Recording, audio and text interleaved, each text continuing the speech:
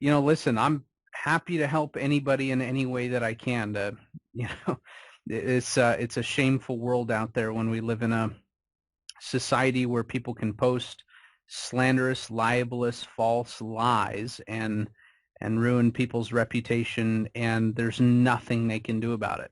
So if I can help other people to make that happen affordably and quickly, a lot more affordably than I was able to, and quicker than I was able to, I'm happy to do it. Great.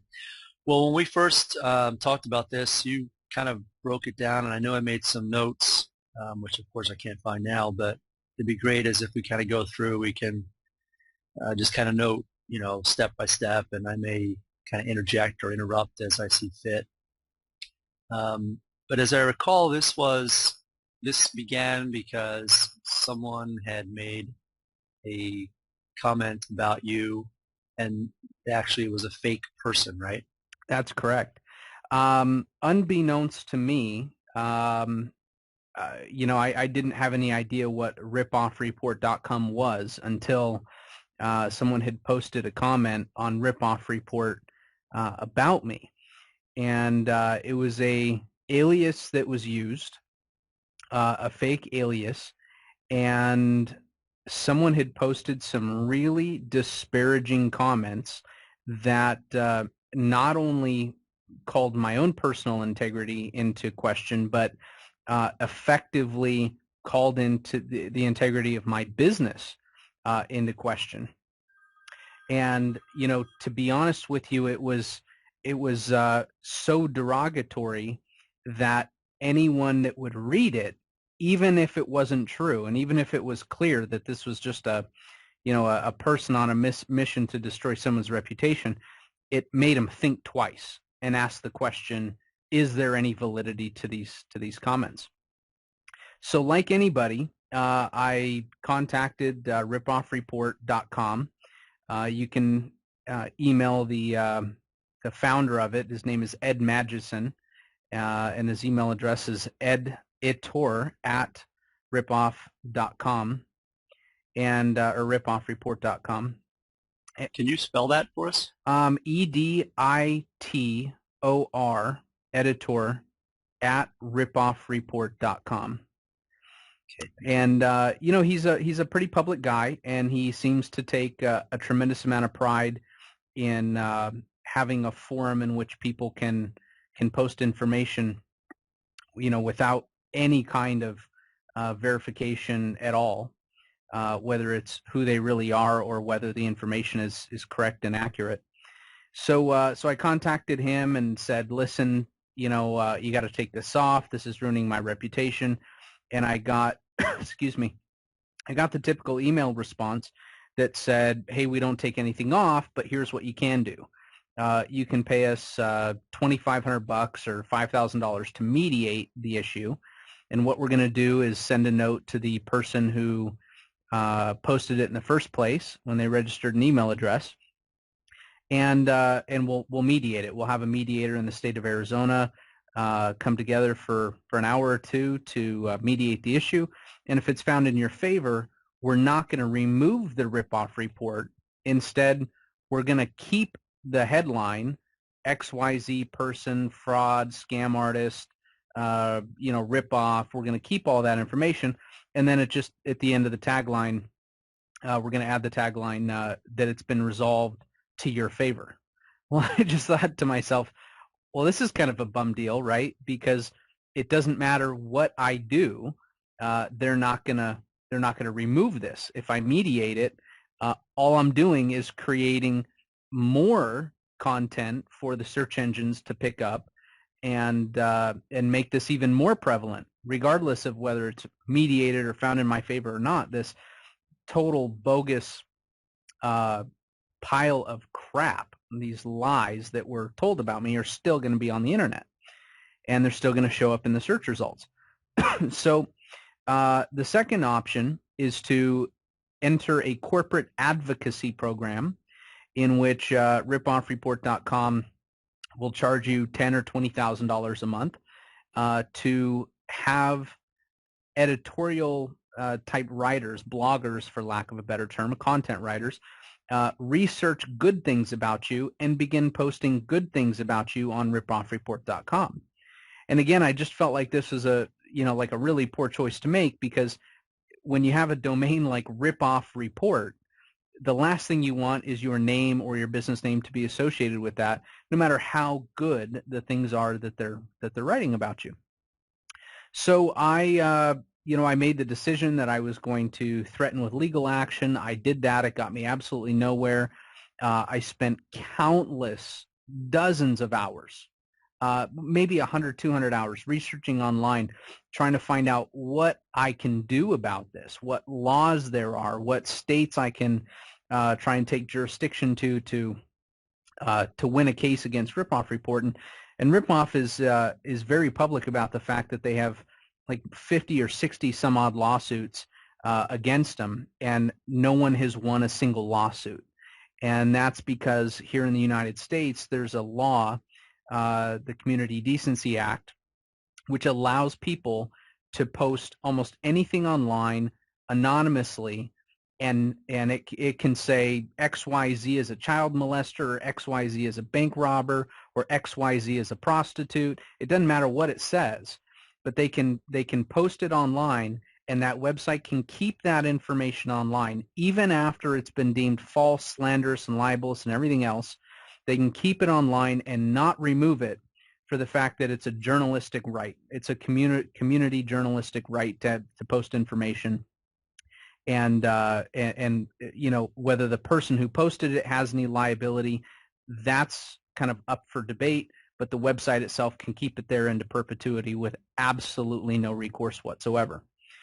And so, I went down the reputation management route and called reputation.com, and they found some information associated with my name that led them to believe that I was a rich guy with lots of money. And so, they proposed a $20,000 to $25,000 a month budget for me to spend with them in order to get rid of this information.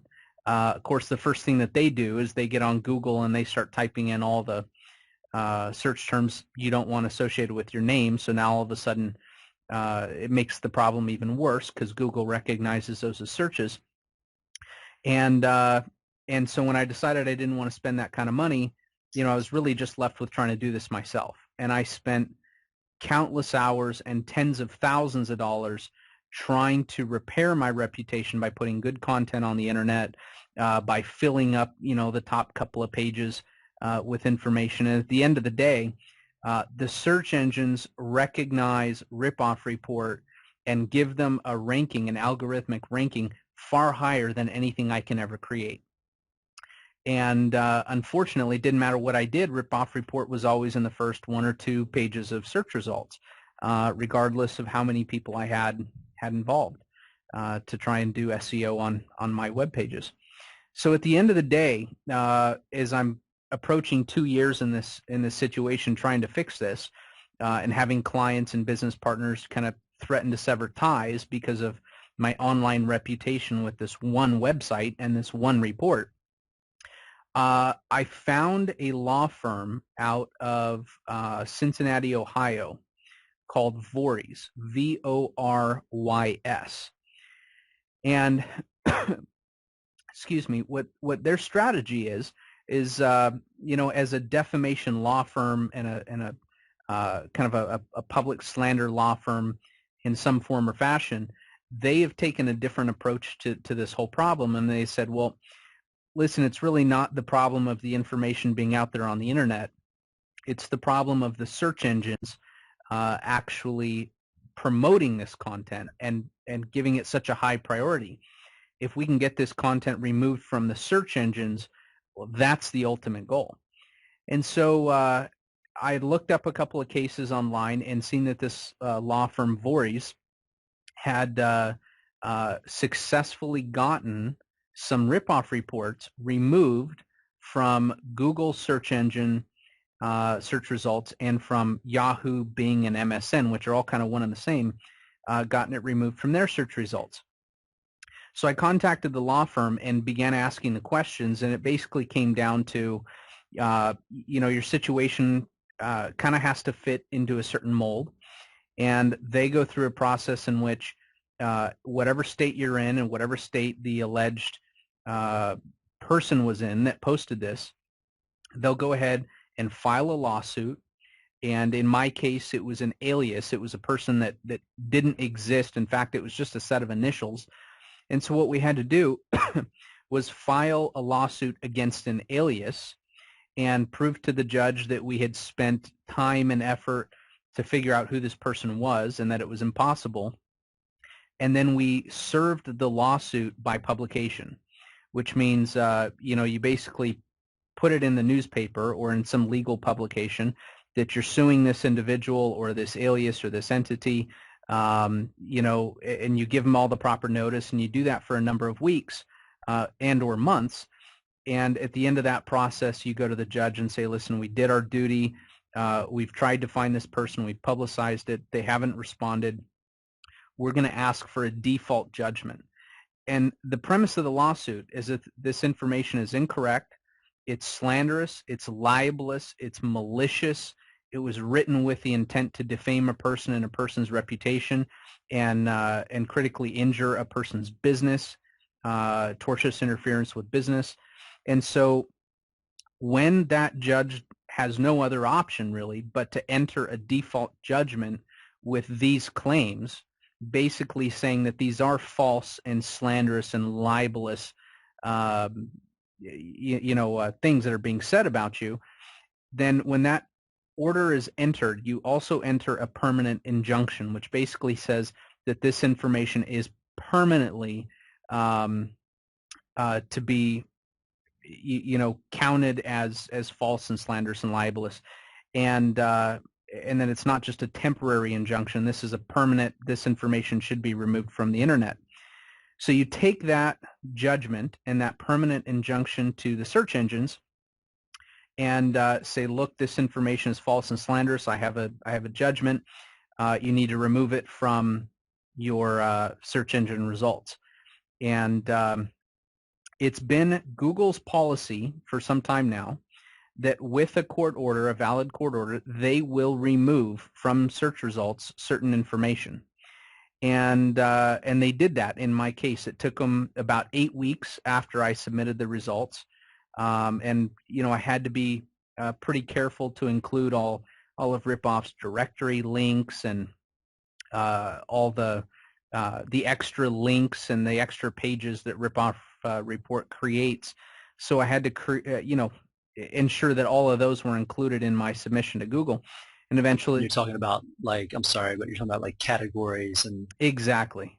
Yep. Because your page could show up in a number of different places. And that's exactly it. Is they create, this web that's associated with your name and their domain, and exactly what you just talked about, Mike. So I did that, and Google removed the results. Bing, unfortunately, or Yahoo and MSN, Microsoft, for lack of a better term, Microsoft had made it their policy to be the same as Google, that with a court order they would remove these search results. Well, it turns out, as I'm in the middle of my lawsuit, they altered their policy to say we may remove these search results. And what it came down to is we submitted to have them removed. Microsoft sent us a kind of a templated letter back and just said, look, we've changed our policy. We're not required to remove it. We found that there's nothing wrong with this information, and we're going to keep it up on our search results. And we actually had to threaten legal action against Microsoft to get them to remove this information. And eventually, at the end of the day, we got them to go ahead and remove the the Ripoff Report pages from the search results. But it was a very painful and time-intensive process. And again, that took us, 2, almost 3 months after we had actually won the lawsuit, got the judgment, and had the permanent injunction. And, Mike, I'll tell you the frustrating part about this whole thing is through the process of really trying to find out who this individual was.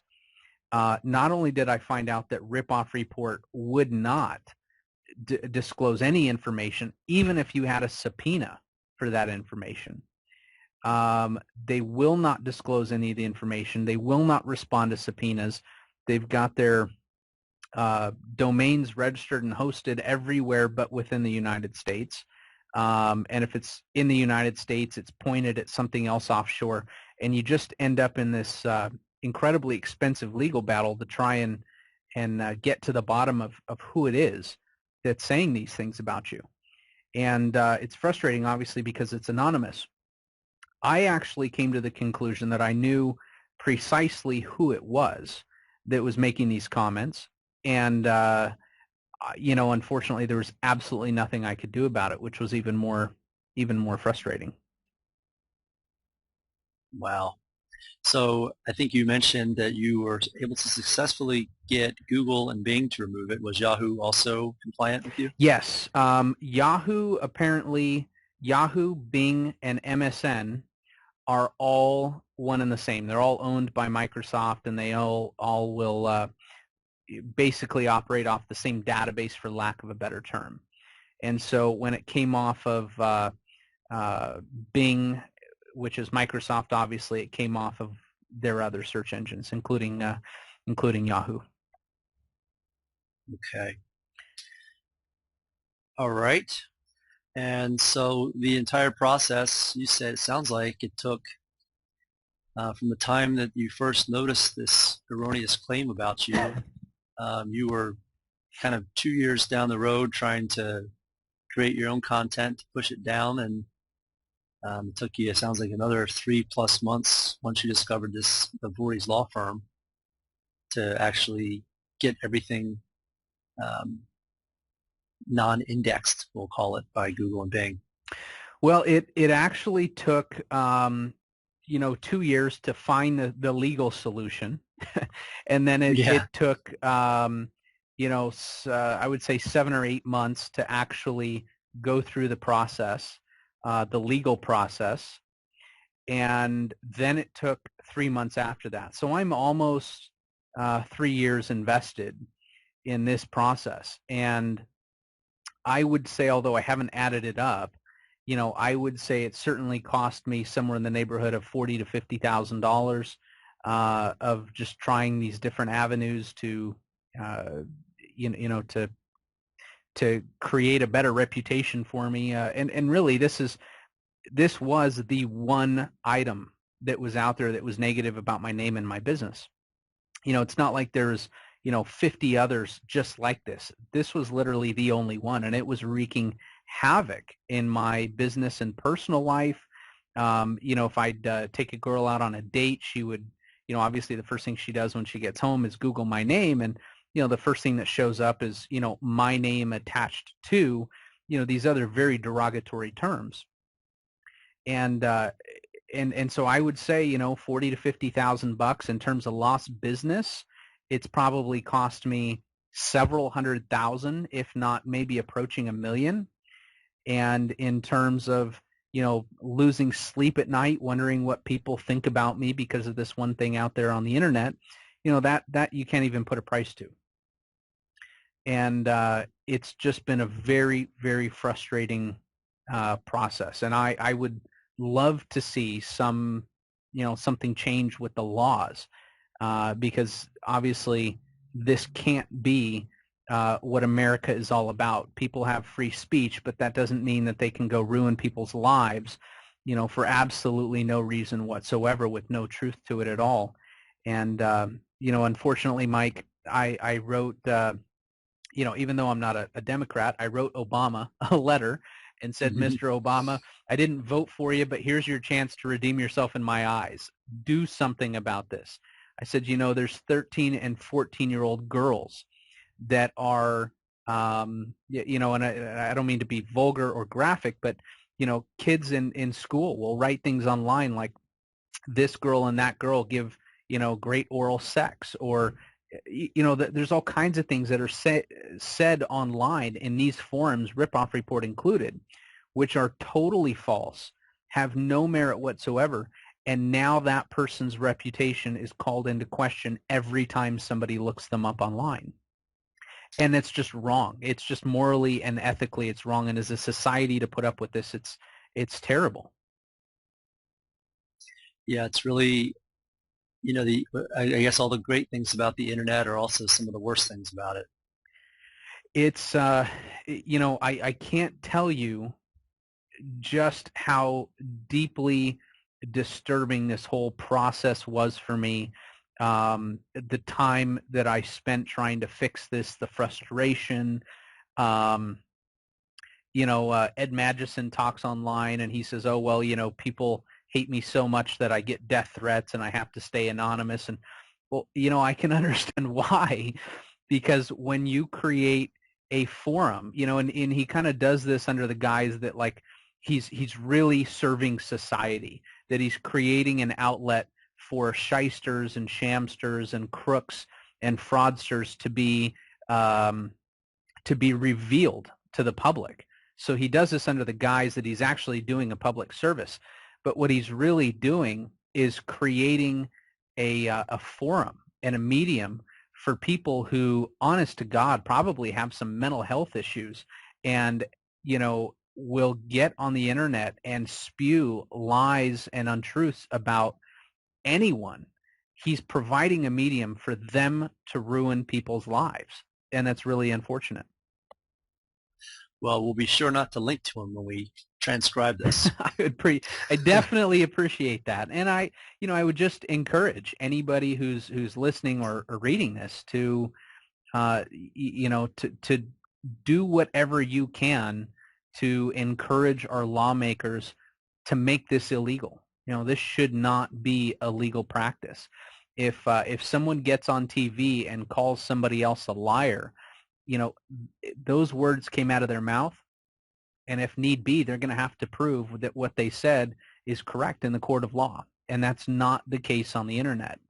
People are able to say things in complete anonymity with no recourse whatsoever, and some of the most disgusting, wildest, craziest things you can ever possibly imagine someone saying, people will say.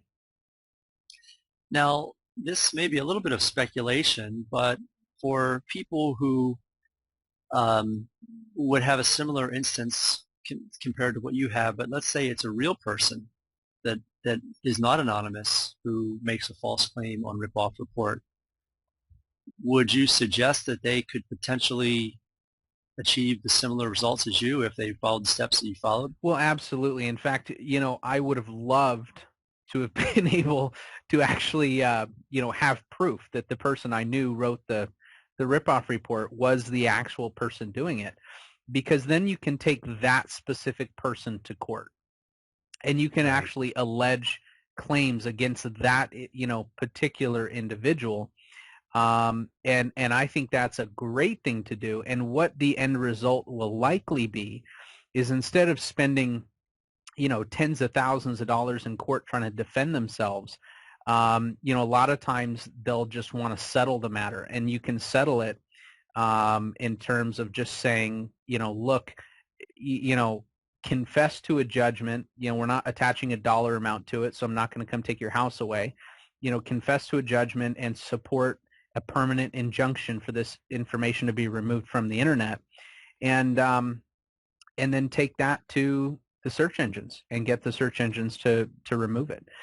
And unfortunately, Mike, as you well know, the problem doesn't necessarily end there. Because Ripoff Report is so prevalent, and because they have all these sister sites that they own and continually merge content into, the search engines will create algorithms and search terms to put in the autocompletes. And so now, the battle that I'm fighting now through your services is trying to find out how to get rid of the autocompletes and auto suggested searches on Google and Bing and Yahoo and MSN, and get rid of the negative connotative terms, such as my name with scam attached to it, or my name with lawsuit attached to it. And that's That's obviously the secondary work that you continue to have to do as time goes on. And I would tell anybody that even if they don't have a reputation management issue per se, you need to be really proactive about creating content on the internet that's positive about you, because the minute that someone decides to say something negative, it's not only going to be the first thing that people see, but it's going to be the only thing that they see. And I think the interesting thing about all of this that people may not understand is that so Ripoff Report never removed the content. All that happened, and correct me if I'm wrong, but all that happened is that Google and Bing simply removed those pages from their index so that they no longer show in search results. That's correct. So, not that anyone would ever have those links, but if someone did, they could go and find it. Absolutely. Absolutely. And, 10 years from now, if Google is not, the primary search engine, if there's another world-dominating search engine out there that everybody's using, well, that information is going to be on that search engine. And so I'm going to have to make my case once again to go to them and, give them the permanent injunction and ask them to remove the link from their search results until somebody finds a way to shut these types of operations down altogether, Yeah, well, unfortunately, there are a lot of people and businesses in business like this that, are either posting erroneous content, or there's a lot of stuff I've seen with regard to like mugshots. And there was an article in the Oregonian paper a few months ago that talked about one of these cases where, what these sites do is they pull the public information. So if you got a DUI or got arrested or for whatever reason, it publishes your mugshot. And there are not just one of these sites. I mean, there are tons of these mugshot sites. And of course, the first response when you call them is that they want you to pay them to remove the picture. And it's the same type of thing where they've set up the business to just wait for people to call them, to pay them, $2,500, $5,000 to remove it. It's disgusting. It's absolutely disgusting. And I realize that I'm only one guy, but again, I just want to encourage everybody that's listening to this or reading this to take the time, and whatever network and connections that they have. And if they don't have any network or connections that can help with this, well, take the time and write your senator, write your governor, write the president of the United States. The more that this issue is brought up and brought to light of the American people, hopefully the sooner it'll get resolved. Because this, it's unfortunate. This is destroying people's lives. There's been people who have committed suicide because of, false and slanderous things. And it's not just 13-year-old girls. It's, grown men and women that are dealing with, internet bullies that get to hide behind the internet. And it's shameful. It's absolutely shameful. Well, you've done a nice service here. We appreciate it. For anyone who has this problem with Ripoff Report, they can at least cut their time from your 3 years down to maybe a year based on your timeline. Yeah, I would certainly recommend the law firm Voorhees. I would suggest to people that it's not a foolproof process. It's not a guaranteed process, and it's not an easy process, and it's certainly not inexpensive. It's perhaps is less expensive than some of the other alternatives. But for me, I decided it was the right route to take. I've always got a court document that says that I'm right and that information is wrong, and there's value just in that for me as well. Great. Well, thanks a lot for your time. My pleasure, Mike. Thanks for having me.